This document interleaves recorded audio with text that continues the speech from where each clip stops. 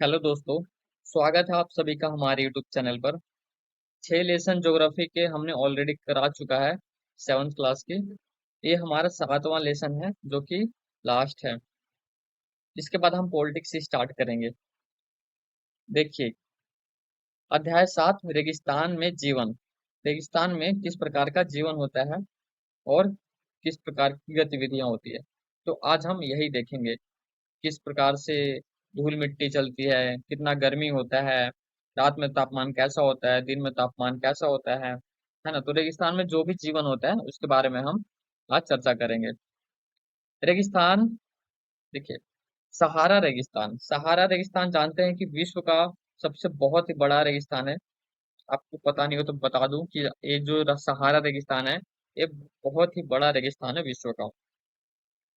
और अफ्रीका महाद्वीप का सबसे बड़ा और गर्म रेगिस्तान है, समझे।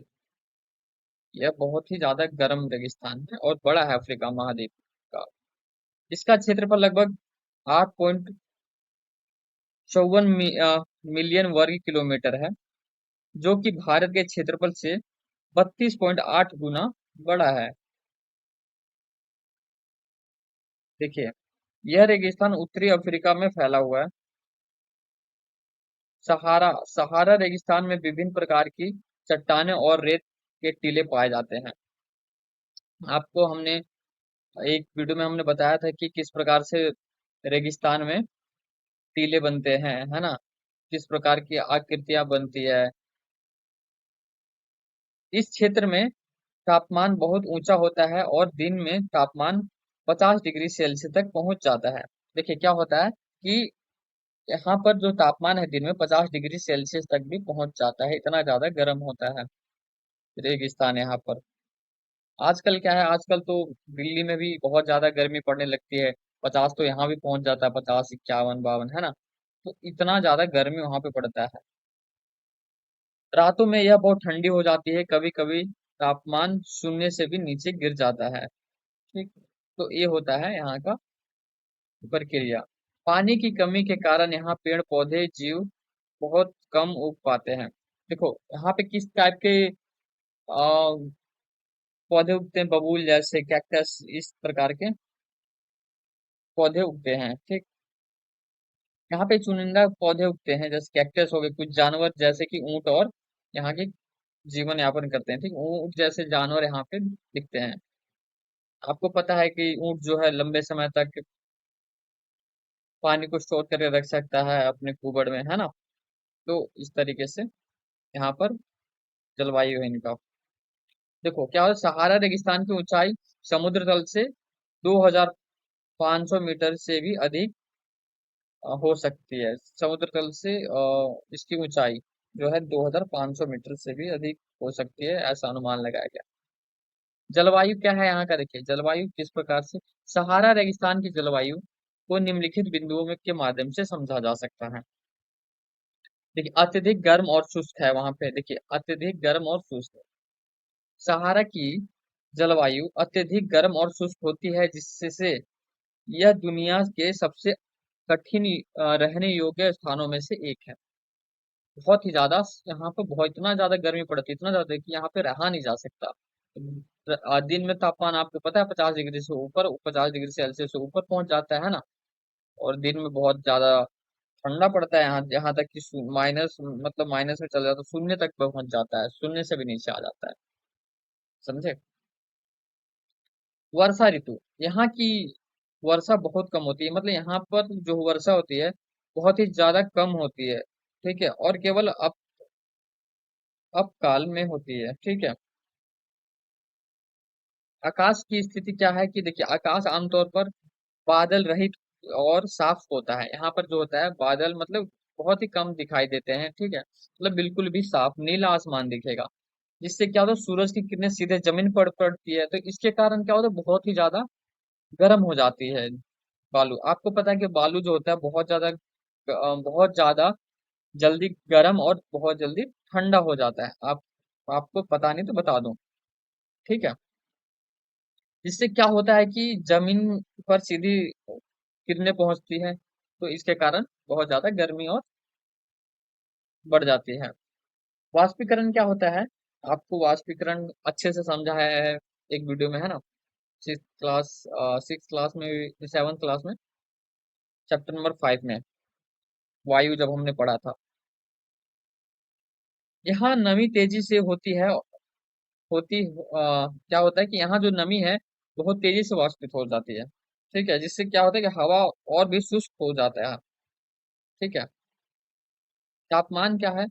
तापमान कितना दिन के समय 50 डिग्री सेल्सियस और उसके ऊपर चला जाता है, जिससे क्या होता है, चट्टाने अत्यधिक गर्म हो जाती है ना?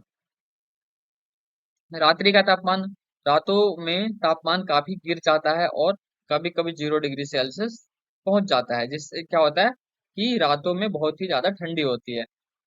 समझे? रातों में बहुत ज्यादा ठंडा और दिन में बहुत ज्यादा गर्म। तो ये स्थान जो होती है रहने के लिए नहीं बनती है ज्यादातर।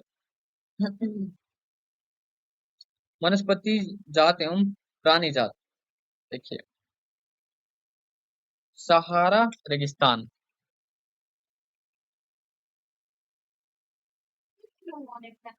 सहारा रेगिस्तान में जीव जंतु और पौधे की उपस्थिति सीमित है, जिससे कुछ खास प्रकार की वनस्पतियां और प्राणी यहाँ जीवित रहते हैं।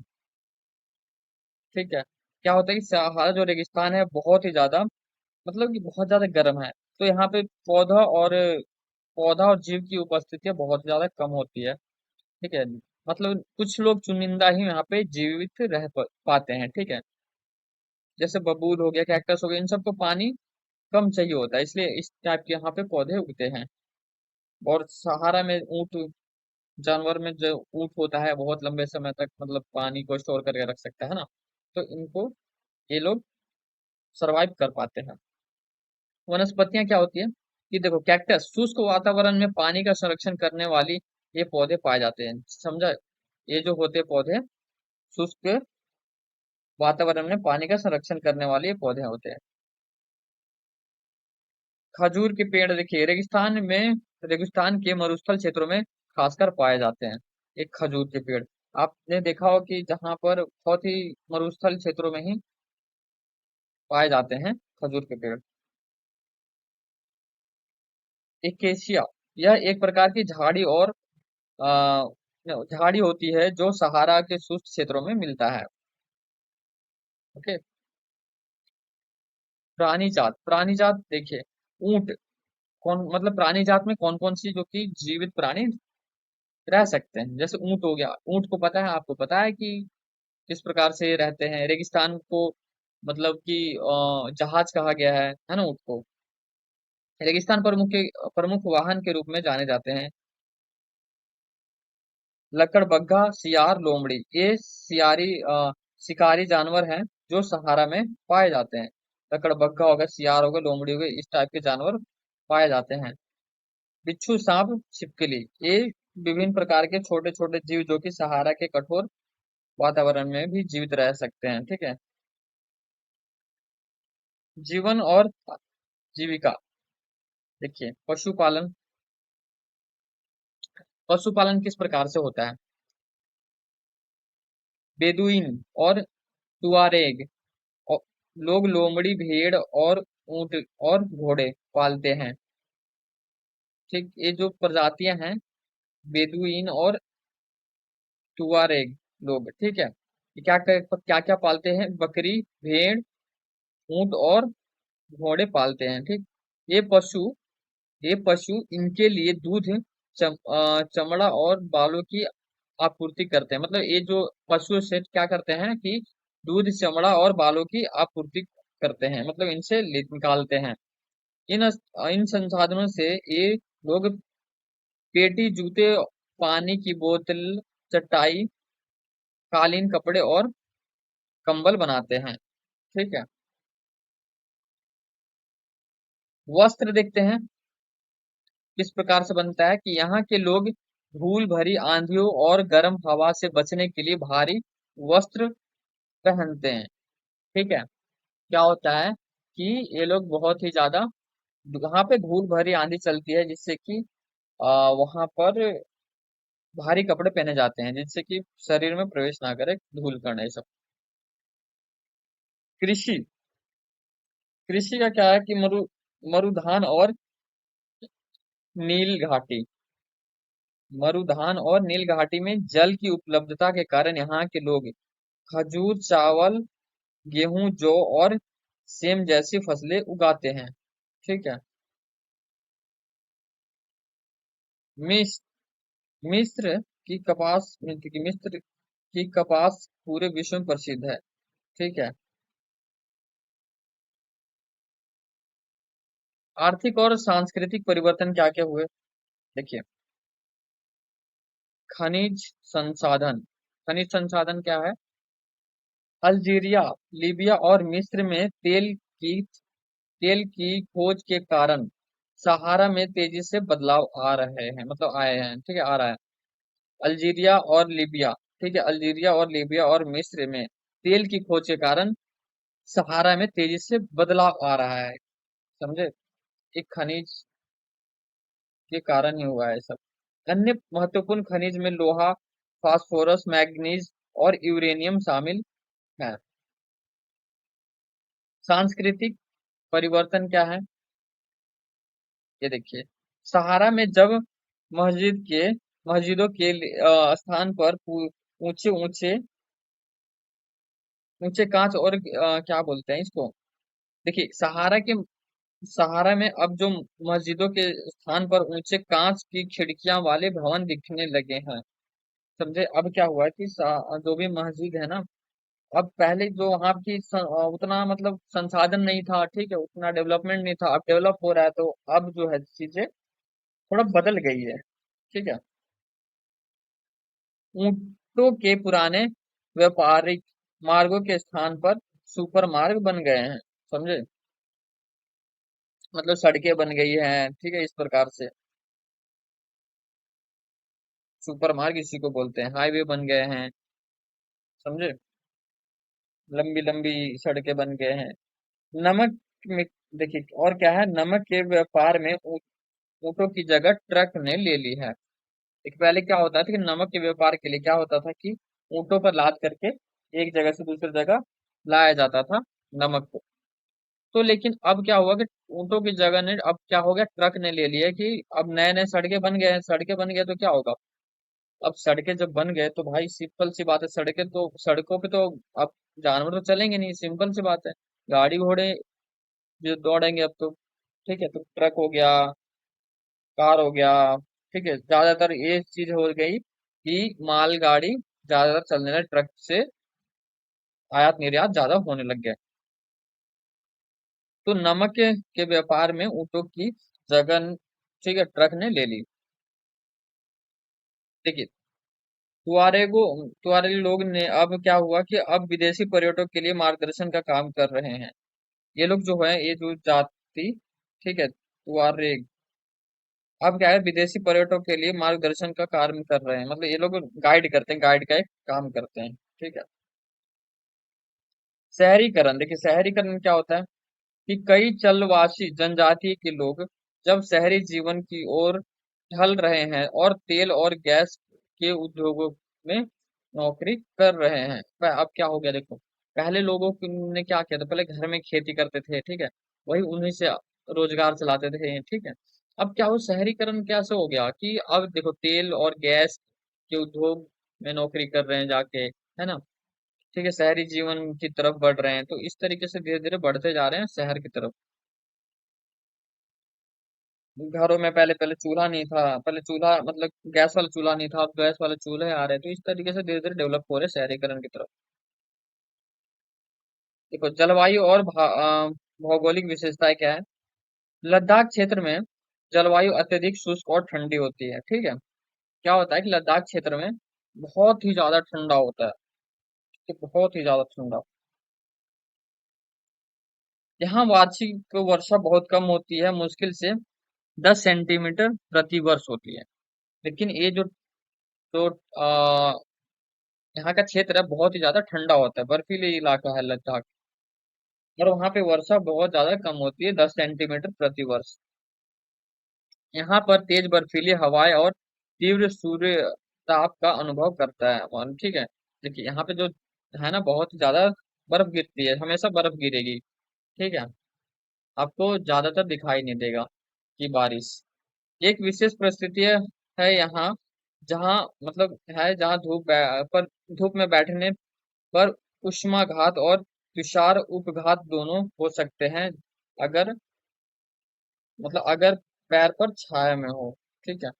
ये क्या मतलब कह रहा है कि एक विशेष परिस्थिति है जहाँ धूप में बैठने पर उष्माघात और तुषार उपघात दोनों हो सकते हैं, अगर पैर पर छाया में हो। ये थोड़ा सेंटेंस थोड़ा गड़बड़ लग रहा है, देख लीजिए। वनस्पति जात एवं प्राणी जात। देखिए, वनस्पति जात क्या होता है? लद्दाख में ऊंचाई के कारण वनस्पति विरल है। ठीक है। विरल है मतलब कि यहाँ पे नहीं हो सकता वनस्पति ज्यादातर। ठीक है। घास और छोटी झाड़ियां कुछ क्षेत्रों में मिलती है। घाटियों में सरपत मतलब विलो और पॉपल पॉपुलर के वृक्ष मिलते हैं। ठीक है। ये वृक्ष का नाम है पॉपुलर। विलो और पॉपुलर, सरपत और पॉपुलर। ग्रीष्म, देखिए ग्रीष्म क्षेत्रों में सेब, खुबानी और अखरोट के पेड़ फलते हैं। ठीक है। ग्रीष्म क्षेत्र में, ग्रीष्म ऋतु में। ठीक। अब प्राणी जात क्या होता है? देखिए, यहाँ पक्षियों की विभिन्न प्राणी जात पाई जाती है, जिसमें रोब रोबिन हो गया, रेड टार्ड हो गया, तिब्बती स्नोकॉक हो गया, रेवन हो गया और हुक सामान्य है। इनमें से कुछ प्रवासी पक्षी भी होते हैं। ठीक है। यहाँ के पशुओं में जंगली बकरी, जंगली भेड़, याक और विशेष प्रकार के कुत्ते शामिल है। ये पशु ये पशु दूध, मांस और खाल प्रदान करते हैं। समझे? यहाँ के दूध से पनीर और मक्खन बनाया जाता है, याक के दूध से। ठीक है। यहाँ के याक जो है उनके दूध से पनीर और मक्खन बनाया जाता है। भेड़ और बकरी के बालों में ऊनी वस्त्र बनाया जाता है। देखिए, भेड़ और बकरी के बालों से जो है ऊनी वस्त्र बनाए जाते हैं। ठीक है। लोग और संस्कृति, देखिए लद्दाख, तिब्बत और मध्य एशिया के निवासी से बहुत मिलते जुलते हैं। अब क्या है कि देखिए यहाँ की जो संस्कृति देखिए क्या है कि लद्दाख के निवासी और तिब्बत, ठीक है, और मध्य एशिया, लद्दाख के निवासी लद्दाख, तिब्बत और मध्य एशिया के निवासी, यहाँ के जो लोग हैं यहाँ से काफी मिलते जुलते हैं। यहाँ के अधिकांश लोग मुसलमान या बौद्ध होते हैं। यहाँ की फेस कल्चर थोड़ा सा वैसा सेम सेम होता होगा जैसे हमारा। देख लो किस टाइप से रहते हैं। मतलब हमारा जो भारत के लोग हैं अलग दिखते हैं, है ना? अफ्रीका के लोग अलग दिखते हैं, तो यहाँ के भी लोग हैं मध्य एशिया और लद्दाख, तिब्बत, तो यहाँ के लोग थोड़ा वहां से अलग दिखते हैं। ठीक है। क्षेत्रों में कई बौद्ध मठ, जिन्हें गोपा क्या बोला जाता है, गोपा कहा जाता है, प्रसिद्ध मठों में हेमिस, थिकेसे थिक्से से और क्या, लामायूरू शामिल है। ठीक है। अब देखिए, कृषि और जीवन शैली किस प्रकार के यहाँ की ये कृषि होती है और जीवन शैली किस प्रकार से होती है। कृषि, देखिए ग्रीष्म ऋतु यहाँ के लोग जो बालू, ठीक है, मतलब आलू आलू आलू, मटर, सेब और सलजम सल सलजम सलजम की खेती करते हैं। सलगम होता है ना, खाने वाली चीज। ठीक है। यहाँ की इस प्रकार से खेती होती है। शीत ऋतु में क्या होता है कि जलवायु बहुत ठंडी होती है, इसलिए लोग धार्मिक अनुष्ठान और उत्सवों में व्यस्त हो रहते हैं। यहाँ की महिलाएं मेहनती होती है, वे घर और खेतों के काम के अलावा छोटे व्यवसाय और दुकानों भी संभालती है। संचार और परिवहन, देखिए लेह लेह का लद्दाख की राजधानी है। ठीक है। लद्दाख की राजधानी लेह है। और क्या, सड़क और वायु मार्ग द्वारा अच्छी तरह जुड़ी हुई है। ठीक है। यहाँ पे वायु मार्ग भी है और सड़क भी है। राष्ट्रीय राजमार्ग, ठीक है, राष्ट्रीय राष्ट्रीय राजमार्ग एक, लेह जो जोजिला दर्रा होते हुए कश्मीर घाटी से जोड़ता है। ये याद रखिएगा, ठीक है। राष्ट्रीय राष्ट्रीय राजमार्ग है एक, ठीक है, जो लेह है, तो जोजिला दर्रा होते हुए कश्मीर घाटी को जोड़ता है। तो ये था आपका चैप्टर नंबर 7 ज्योग्राफी का। यहाँ से आपका समाप्त होता है भूगोल की एनसीईआरटी 7th क्लास का। अब हम आगे देखेंगे पॉलिटिक्स की बुक, ठीक। तो उसमें हम और भी अच्छे से पढ़ेंगे, ठीक है। और वीडियो अच्छा लगा तो लाइक जरूर करें, कमेंट करें के अपनी राय जरूर दें, ठीक है। अपने दोस्तों के साथ शेयर जरूर करें, ठीक है। और भी आपको अच्छे अच्छे एमसीक्यूज मिलते रहेंगे इस वीडियो पे। और भी एमसीक्यू आ रहे हैं, आपको मिलेंगे। और लाइक जरूर करें वीडियो को, देखिए प्लीज, आप देखते तो है वीडियो को बट लाइक नहीं करते, ठीक है। लाइक कर दिया और सब्सक्राइब भी कर दिया कीजिए, ठीक है। तो सब्सक्राइब जरूर कर दें, नहीं किए तो। आपका बहुत बहुत धन्यवाद, मिलते हैं नए चैप्टर के साथ, ठीक।